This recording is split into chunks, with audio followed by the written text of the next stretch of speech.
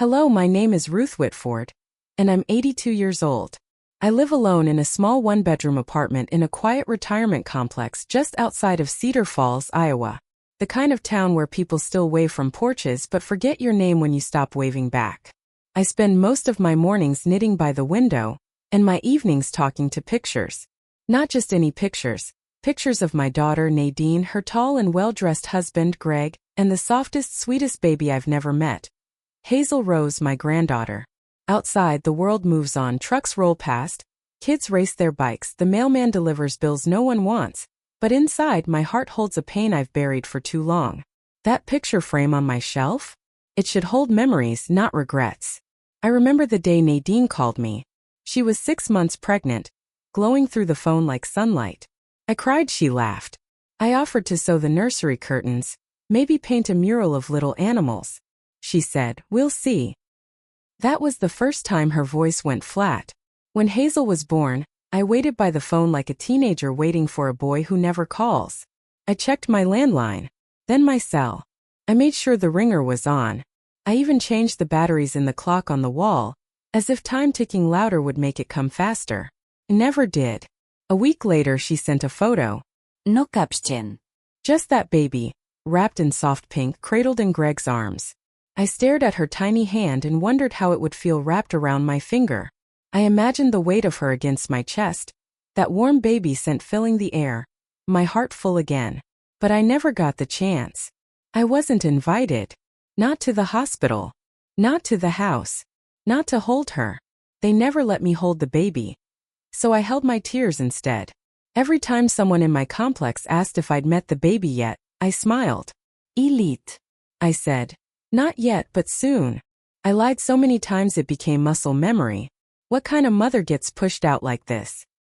What sin did I commit to be cast out, not even allowed to meet my only grandchild?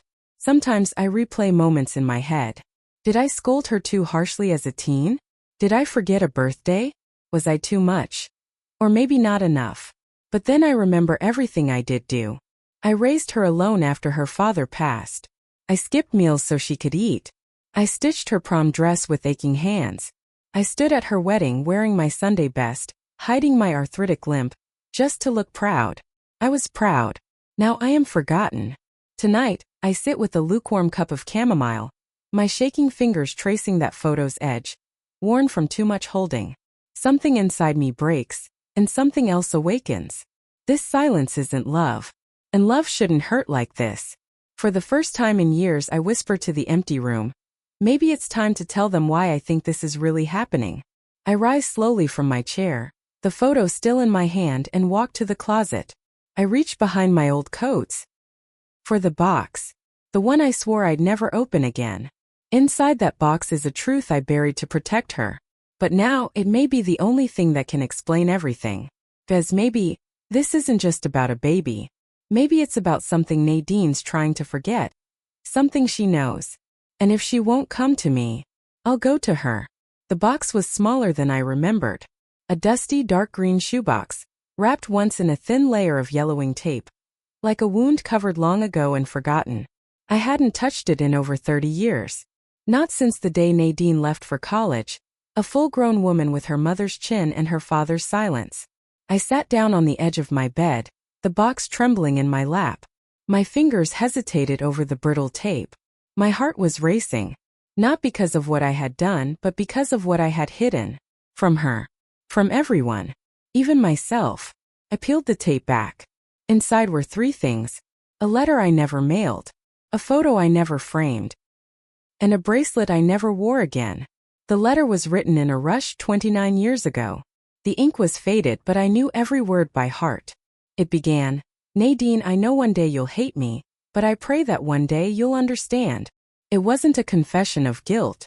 It was a confession of love. Painful love. I unfolded the photo next. A black and white shot of a man in a hospital gown, cradling a baby girl. Not Greg. Not anyone Nadine would recognize. This was Peter, Nadine's real father. The one she never knew. The one I told her died in a car accident when she was just 2 years old. Except he didn't die. He left. Left us in the middle of a cold January night, a duffel bag in one hand and a whiskey bottle in the other. Left me with bills, shame, and a child too young to understand why Daddy never came home again. I remember standing by the window with baby Nadine on my hip, waiting through snow flurries for a man who would never return. When she asked about him years later, I couldn't bear to tell her the truth, that he had a second family in another town, that we were the mistake he tried to erase. So I buried the truth and told a lie. The bracelet was his gift to me the day she was born. Cheap metal, a heart charm dangling off the side. He handed it to me in the hospital with that cocky smile, the one that said he'd always be around. 3 years later, I melted when I found the receipt for a second one, bought for a woman in Burlington. I never wore it again. So why now? Why open this? Why remember a man who didn't deserve remembrance? 'Cause maybe Nadine had found out. Maybe somewhere along the way she learned the truth and couldn't forgive me. Or worse, maybe someone else told her first. I wiped my eyes and placed the items carefully on the bed. I picked up my cell phone, the one with Nadine's number starred at the top. I stared at it for a long time. Should I call her? Should I demand to know why I've been shut out? Or should I drive there myself, knock on the door and look her in the eyes? The last time I saw her, it was outside a grocery store, nearly a year ago. She was loading groceries with Greg, very pregnant then. I waved, smiled. She nodded stiffly. No hug. No worms. Greg looked past me like I wasn't even there. I knew that coldness. I knew it because I'd felt it once before. From Peter. That same emotional distance, chilled, detached, blaming me for something unsaid. And now Nadine wore that same expression. The bracelet caught the window's light, its tiny heart swinging gently like a clock's pendulum. Tick, tock. I'm running out of time. If I go to her now, I may lose her forever. But if I stay silent, I'll lose something even more precious, Hazel. That baby girl I've only known through pixels and prayers. And I'm not ready to be erased from her life too. I stood up, steadying myself with the cane near my dresser. Arthritis be damned. I've walked through harder pain. I placed the letter, the photo, and the bracelet in a small handbag. This time, not to bury the past, but to reveal it. I don't know what she'll say. I don't know if she'll slam the door or let me in. But tomorrow morning, I'm driving to her house. Because if I don't do this now, I'll die with truths still stuck in my throat. And that's not how I want to go. The morning air was thick with the smell of rain-soaked leaves and damp earth. Summer had ended, and fall was creeping in, quiet, like sorrow. I dressed slowly, wincing as my shoulder protested each movement. My bones didn't move like they used to. But I didn't care. Today, I had somewhere to be. I slipped the small handbag over my arm, the one holding the letter, photo, and bracelet. A fragile suitcase of old truths. I grabbed my coat. Navy wool with a frayed pocket I never got around to sewing. It still smelled faintly of lavender. Probably the last scent Nadine remembered of me. Outside, my '03 Buick coughed to life like an old man trying to clear his throat. Still ran though, and that was enough. I pulled onto the road and headed north, toward Willow Creek, where Nadine lived now with her husband, Greg, and baby Hazel. Each mile felt heavier than the last. Not because of traffic or road conditions, but because I kept replaying our last real conversation. It was 2 years ago. A quiet lunch at Miller's Cafe, the one with the sunflower curtains. She told me she was pregnant. Cried right there at the table. I remember reaching for her hand across the booth. She pulled away. I don't know if this is the best idea, she said softly. What isn't? I asked. She hesitated. Then, you being close to the baby. I laughed nervously, thinking she was joking. But she wasn't. And she never explained why. That was the part that hurt the most. Not the distance, but the silence. What had I done to make her think I wasn't safe with a child? The car turned left onto Maple Lane, where her 2-story gray house stood near the cul-de-sac. The lawn was tidy, her rose bushes blooming. My heart beat faster. I parked at the curb and shut off the engine. I sat there, gripping the steering wheel, watching the curtains shift in the front window. Someone had seen me. I didn't have time to think. The door opened. Nadine. She stood there in jeans and a flannel shirt, her hair pulled back in a tired bun. She looked older than I remembered. Maybe from the sleepless nights of new motherhood. Her eyes landed on me, and I saw at that flicker. Surprise. Caution. Maybe even pain. I opened the car door slowly. "Hi, Nadine," I said, my voice cracking. She didn't move. "I know I should have called," I added. "But if I had, I think you would have told me not to come." She crossed her arms. "What do you want, Mom?" Her words hit harder than I expected. Not hi, not are you okay, not even what brings you here. Just that flat question, loaded with old wounds neither of us had unpacked. "I want 5 minutes," I said. "Then I'll go." She didn't answer, but she stepped aside. I walked past her, into the house I'd never been invited to. The living room smelled like baby powder and lemon cleaner. A soft blanket lay draped over the back of a rocking chair. And then I saw Hazel, sleeping in a bassinet, one tiny hand curled around nothing. I stopped in my tracks. There she was. The child I'd only seen in photographs. A button nose. Light curls. Peaceful. A part of me wanted to run to her, scoop her up, and never let go. But I didn't move. Instead, I reached into my bag and pulled out the letter. The photo. The bracelet. "I need to tell you the truth, Nadine," I said quietly. "About your father. About everything I never told you. And maybe you'll hate me more after. But I'd rather be hated for honesty than loved for a lie." She stared at the items in my hands. I saw her jaw tighten. "I always knew something was off," she whispered. "I just didn't know what." I handed her the photo. Her hands shook as she looked at the man holding her as a newborn.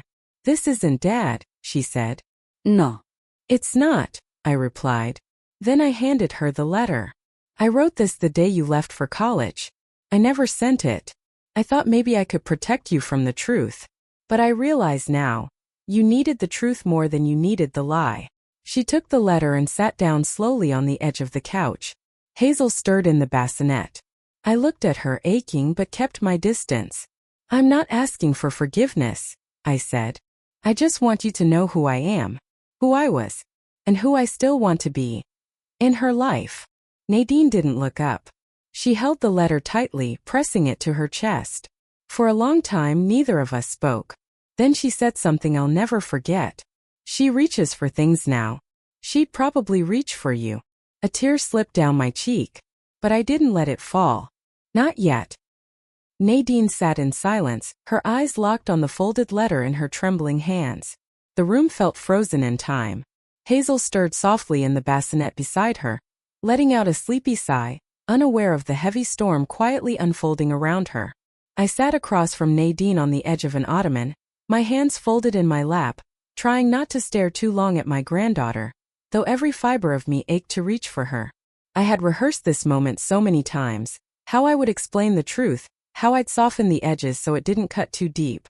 But now, with the moment here, all my practice words had disappeared like morning fog. Nadine's fingers slid under the flap of the envelope, and she pulled the paper out slowly. The sound of unfolding echoed louder than I expected.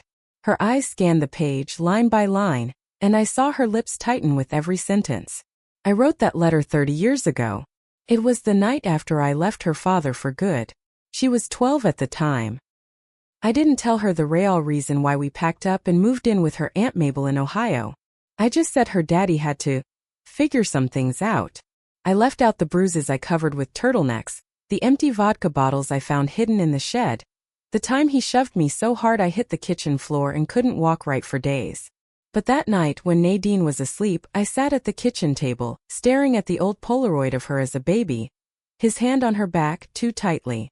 I knew even then that I'd carry the truth like a weight in my chest for the rest of my life. So I wrote it all down. Everything. The nights he didn't come home. The things he said when he was angry. How I found a hidden camera in the bathroom and smashed it to pieces. How he twisted the truth so much even I started to believe I was the problem. I wrote how I stayed silent for Nadine. How I thought silence was love. How I was wrong. Across the room, Nadine's breath caught. I saw her wipe her cheek with the back of her hand.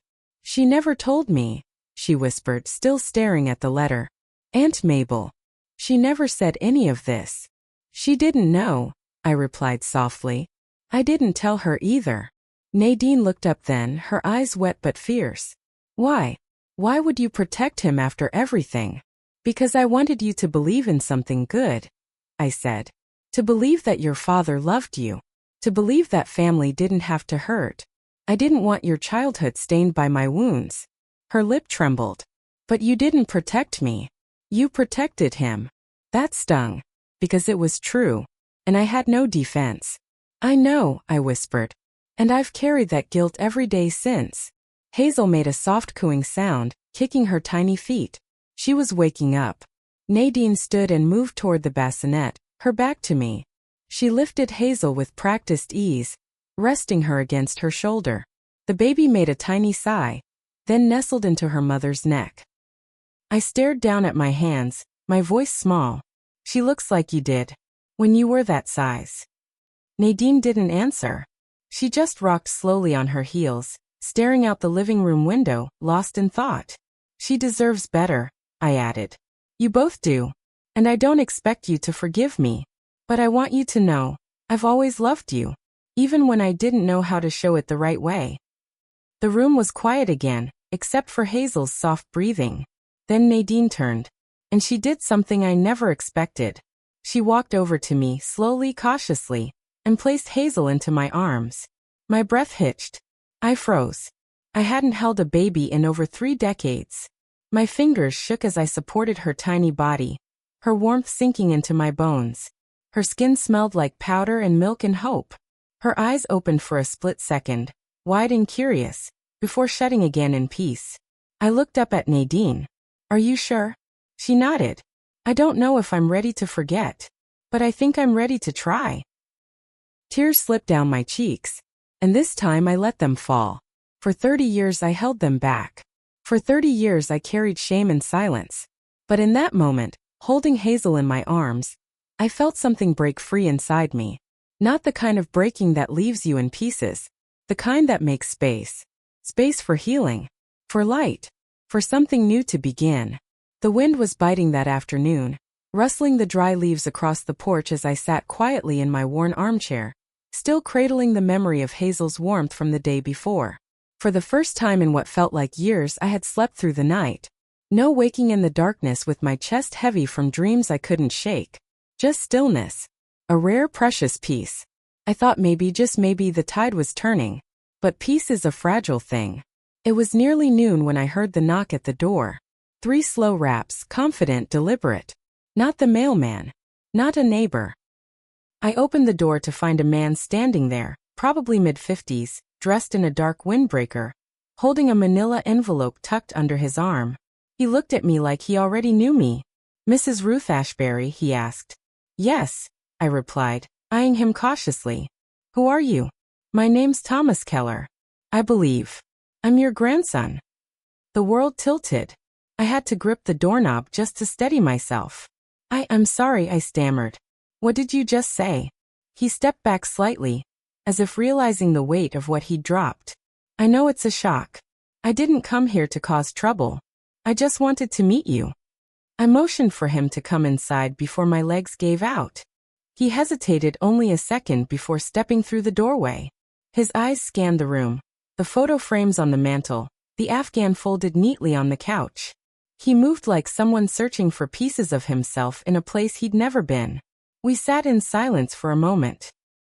I clutched my teacup with both hands to hide the tremble. I don't understand, I said finally. I only have one daughter. Nadine. No sons. I'm not Nadine's son, he said gently.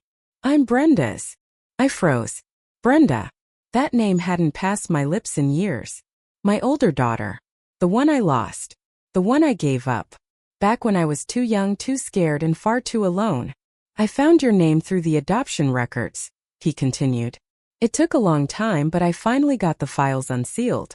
You were listed as the birth mother. I just needed to know who you were. My throat tightened. My secret, buried for over 50 years, was standing in front of me, flesh and blood. I had never told Nadine. Never told anyone, not even my late husband. Only Mabel knew, and she promised to carry it to her grave. Brenda was born when I was barely 16, terrified and shamed by my parents. They whisked me away to a maternity home in Arkansas, far from our little Michigan town. I wasn't allowed to hold her. Not even once. They told me it was better that way. They lied. Every year on her birthday, I lit a candle in secret. Every year I wondered if she was happy, if she hated me, if she knew how much I loved her, even if I'd never said it out loud. And now her son was sitting on my couch, waiting for something I wasn't sure I could give. I didn't know you existed, I whispered. Thomas smiled faintly. I didn't either. Not until I turned 40. That's when my mom told me she was adopted. That she'd always wondered about you. She passed 2 years ago. I pressed my hand to my heart. I'm so sorry. She wasn't angry with you if that's what you're wondering. She understood. Said she hoped you had a good life. I felt the tears slip down my cheeks before I could stop them. She was beautiful, I choked out. I never saw her, but I always imagined. He pulled out the manila envelope and handed it to me. Inside were copies of photos, school pictures, a wedding portrait, Brenda holding a little boy I now knew was Thomas. I touched the image like it was a holy thing. My God, she has my chin, I murmured. And those eyes. Thomas chuckled. Yeah, I inherited the eyes too. For a while we just sat together. No need to rush the silence. Sometimes healing happens in the hush between heartbeats. But then my heart dropped as a terrible thought struck me. Nadine didn't know. Nadine had no idea she had a half-sister. That I had another child. Another family I had hidden from her. Would she think I had chosen Brenda over her? Would she hate me for the secret I carried? Would she take Hazel away again? Does Nadine know? I asked, my voice barely a whisper. Thomas shook his head. I figured that was your story to tell. I exhaled sharply. It was time. The truth had finally come to the surface, and now I had to decide what to do with it. Did I risk losing everything again? Or did I trust that love, real love, could hold the weight of the truth? I looked at Thomas and I felt the answer deep in my bones. This was the beginning of something I never thought I'd get back. Family. I sat at the kitchen table long after Thomas left, the afternoon sunlight sliding across the floor like a quiet prayer. His visit had stirred something old in me, something raw and tender I thought had long turned to stone. I stared at the photographs he gave me. Brenda's wedding day, Thomas at 10 with a baseball glove, a Christmas tree behind them, joyful, normal, full lives I had only ever imagined. And now the decision loomed like a storm cloud over my quiet home. Should I tell Nadine? Part of me screamed no. What if she felt betrayed? What if she thought I loved Brenda more, even though I was just a frightened girl back then with no power and no voice? But the other part, quieter, steadier, said yes. Because this wasn't just about me anymore. This was about healing a broken chain before it passed on to little Hazel. The next morning I called her. My voice shook, but I steadied it. Nadine, I said. I need to see you. Just you. No Greg, no baby. Just us. There was silence on the line. Okay, she said finally. What's this about? I'll explain when you get here.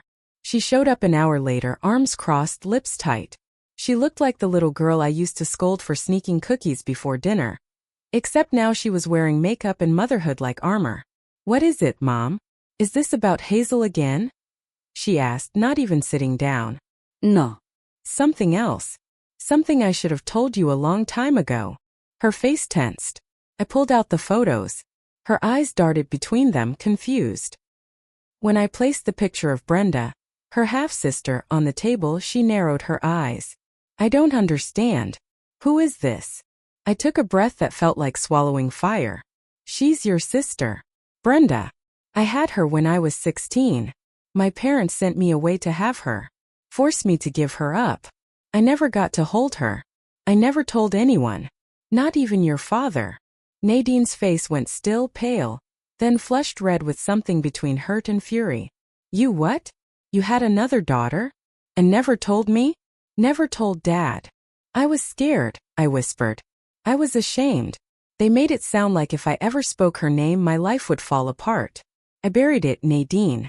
I buried it so deep I forgot who I was. She stood up and paced. So what, this man who came to see you, that's her son? He's my brother. Yes. And you just what?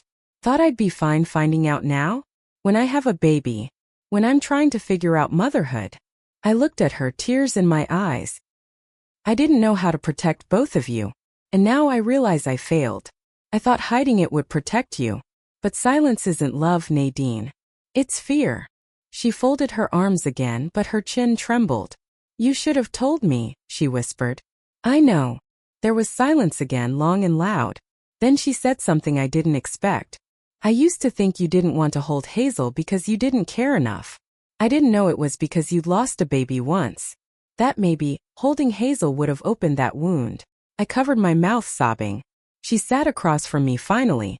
For the first time in years, her hands reached for mine. I don't know how to feel about all this, she said honestly. But I think maybe we can figure it out together. We sat in that warmth, two women bound by blood, by secrets, by forgiveness trying to bloom through the cracks. Before she left, she turned at the door. Thomas, your grandson, she said.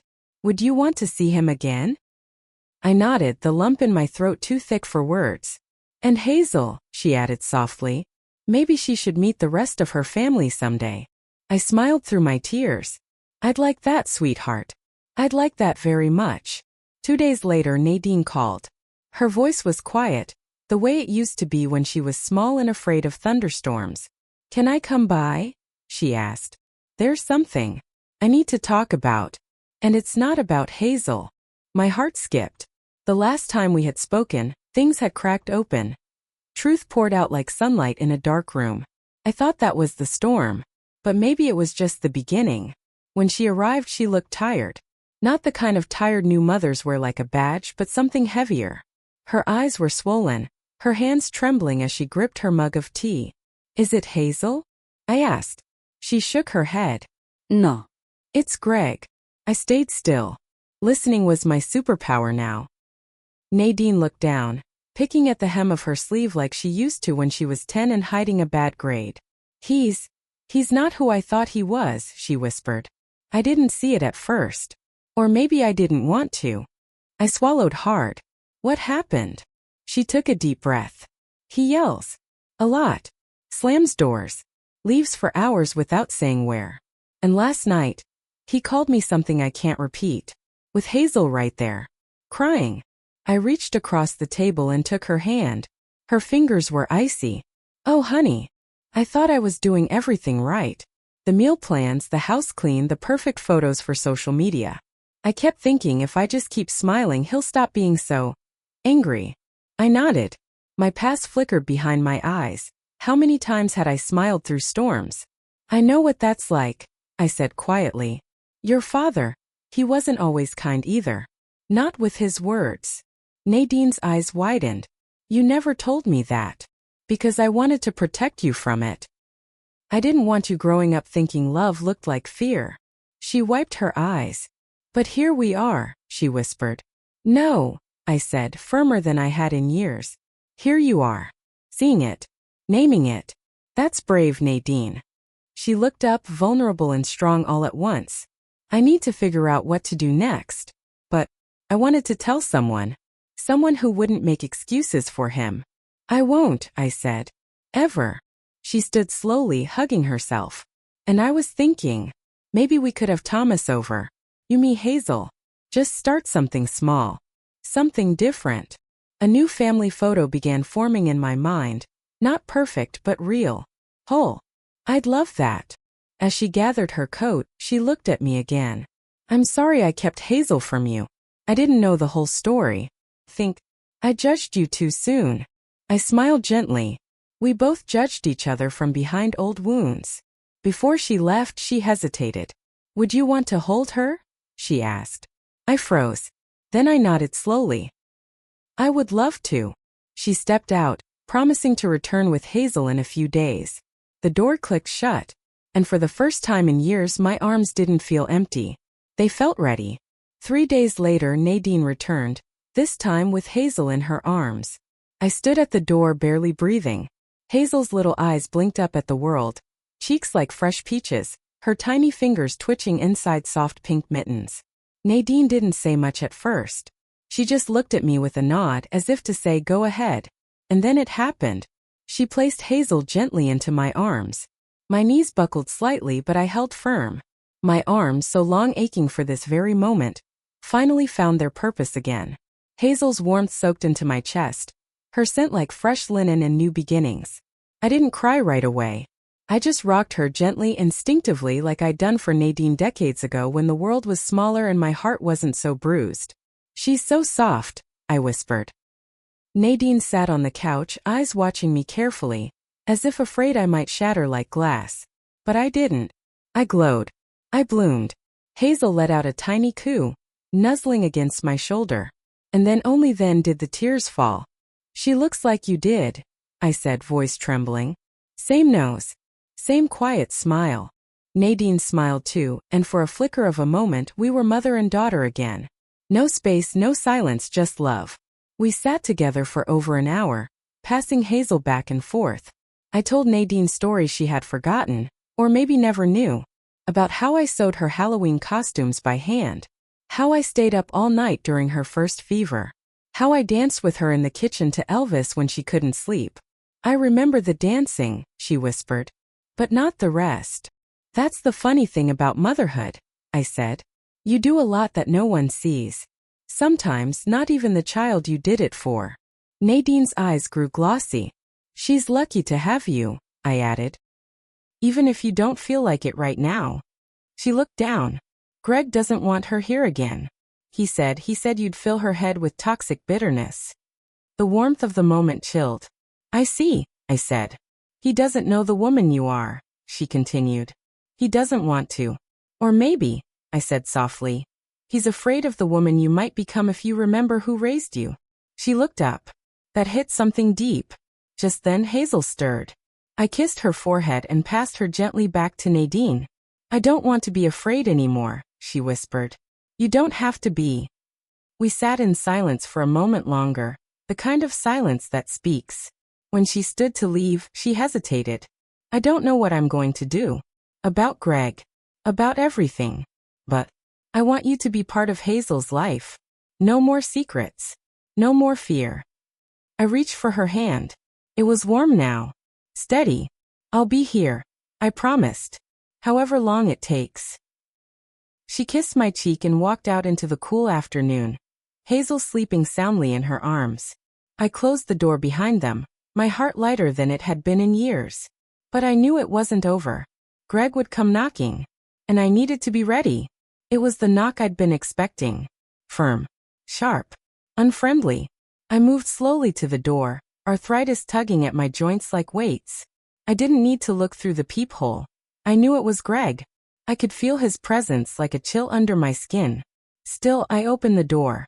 He stood there, dressed in business slacks like always, shirt crisp, expression tighter than a coiled snake. "Can we talk?" he asked. His voice wasn't kind. It was calculated.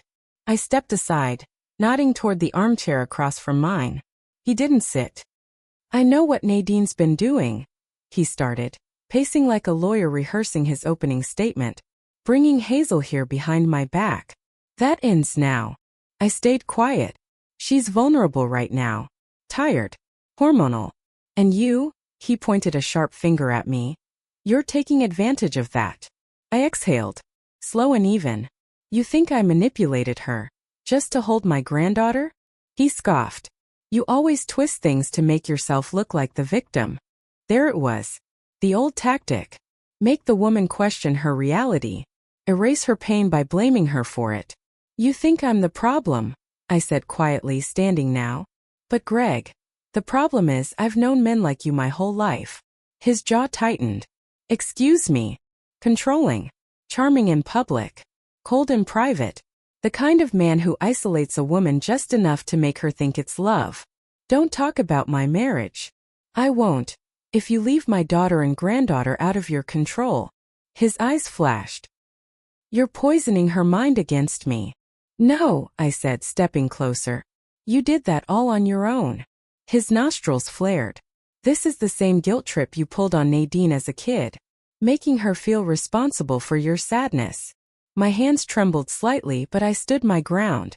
"She was never responsible for my sadness," I said. "But I will not stand by while you make her responsible for yours." Greg stepped closer, lowering his voice. "Let me be clear. You will not see Hazel again. Not without going through lawyers." And there it was. "I see," I nodded. "Then let me be clear too. I walked to the old rolltop desk by the wall and pulled out a manila folder. I handed it to him. Inside were printed screenshots. Messages Nadine had sent me. Voice memos. A photo of the bruises she had once hidden under a scarf at Thanksgiving dinner. She had sent them months ago, then deleted them from her phone. I kept them, quietly, just in case. His face paled. I didn't want to go this route, I said. I wanted peace, a relationship with my granddaughter. But if you make me choose between silence and protecting my family, I won't choose silence ever again. He looked at me like I was a stranger. You're bluffing, he growled. I shook my head. You think I'm weak because I'm old.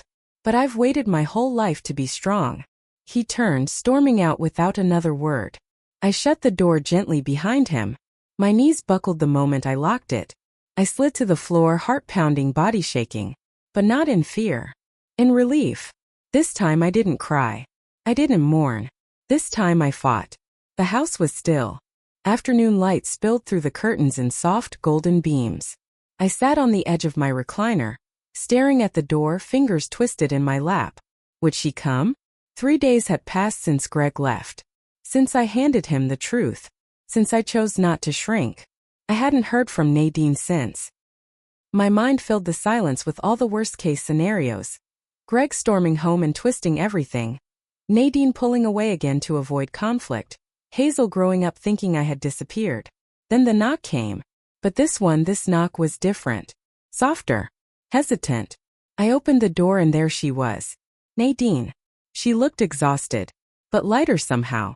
Like she had made a decision that set something inside her free. And in her arms, Hazel. Wrapped in a soft yellow blanket. Her tiny face turned toward the light. Eyes fluttering with dreams. Hi, Mom, Nadine said, her voice breaking. I said nothing. I just stepped back. She walked in slowly, her steps cautious, and sat on the couch. The silence between us wasn't heavy now. It was sacred. I left him, she whispered. After you showed him those messages. After he threatened you. I knew. Tears sprang to her eyes. I knew he was never going to change. And I couldn't let Hazel grow up thinking that was love. I knelt in front of her, reaching gently to take her hand. I'm so proud of you, I whispered. So proud. I should have listened sooner. I should have let you hold her from the beginning. I looked at Hazel, so peaceful, so untouched by the war around her. And for the first time in years I allowed myself to hope. May I? I asked softly, motioning toward the baby. Nadine nodded, her lips trembling. And then, Hazel was in my arms. Her warmth spread through me like sunlight through an old window. Her tiny fingers curled against mine. Her breath, light and steady, pressed against my chest. For a moment I couldn't breathe, not from sadness but from overwhelming joy. She was mine in a way no one could ever take away again. I've waited so long, I whispered, rocking her gently. I know, Nadine said. And I'm so sorry. I looked up at my daughter, this woman I had raised through scraped knees and piano recitals and heartbreak, and saw her clearly for the first time in years. Not as the daughter who had pushed me away, but as the woman who had finally come home. We sat there in silence, 3 generations stitched together not by perfection, but by forgiveness. Hazel stirred and opened her eyes. Just a flash of blue like the sky on a winter morning. She looks like you, Nadine smiled. I smiled back. She looks like hope. Weeks later, a photo hangs on my wall. Me, Hazel, and Nadine smiling in the garden. Hazel clutches my finger like a lifeline. And every time I walk past that photo I remember. They never let me hold the baby. So I held my tears. But in the end, I held her anyway. And that moment was worth the wait. Kindly subscribe for more heartfelt stories like this one. Because sometimes healing begins with a story. Comment below if this story touched you. Share it with someone who might need to be reminded.